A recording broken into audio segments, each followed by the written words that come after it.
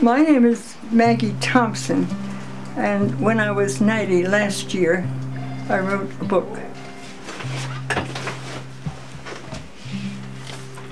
It's called From 1 to 91, and it's simply my memoirs. Well, we have to sell the book. I don't want to die until I see Mindy with $10,000 in her hands so that she can publish 10 more books. We have one. I have one grant for 1,000, which has been turned in. So we've only got 9 to go. Yes, there's nothing about my life that I kept back. I was hesitant. Originally I said, no, I'm only going to show it to the family, because there are some shocking things in it. I mean, there's some shocking things in it. I was only a child in the lower grades when I learned that there are white people who don't like to see other white people being friends with black people. Thus, almost before I could read, I was thrown into what Dr. W.E.B. Du Bois called the problem of the 20th century, the color problem. This lesson was brought home to me again when I was in college. This time I was old enough to begin to understand it, believe it was wrong, and wish I could do something about it. When I finished college, I went south to learn. At the end of my life, I am grateful that early on I came face to face with the big issue of my time, one that still faces our country and the world, even now in the 21st century. Not to be part of that struggle is to miss life's greatest challenge. Seek it out and do your best. Langston Hughes, in a few words, brilliantly summarized my credo. Not me alone, but the whole oppressed must put their hands with mine to shake the pillars of those temples wherein the rule of greed's upheld. That must be ended.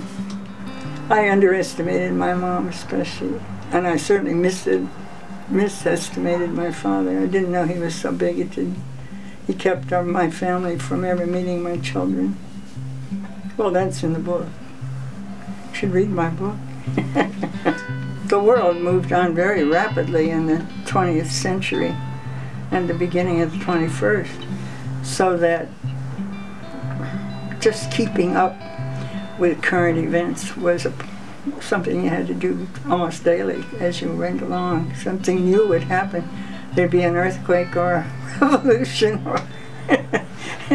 It was as simple as that. Realizing that everything that was happening was impacting my life.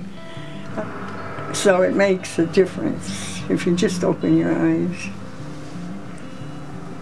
We must get out of our living rooms.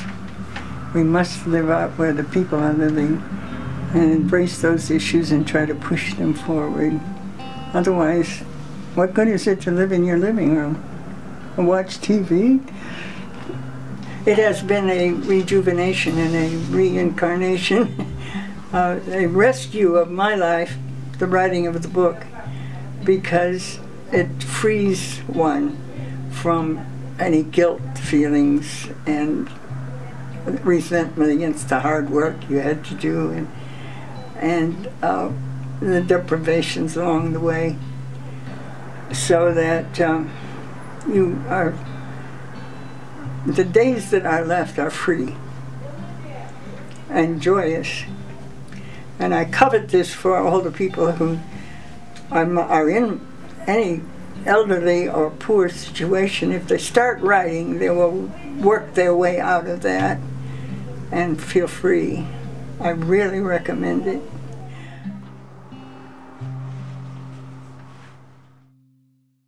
I am Maggie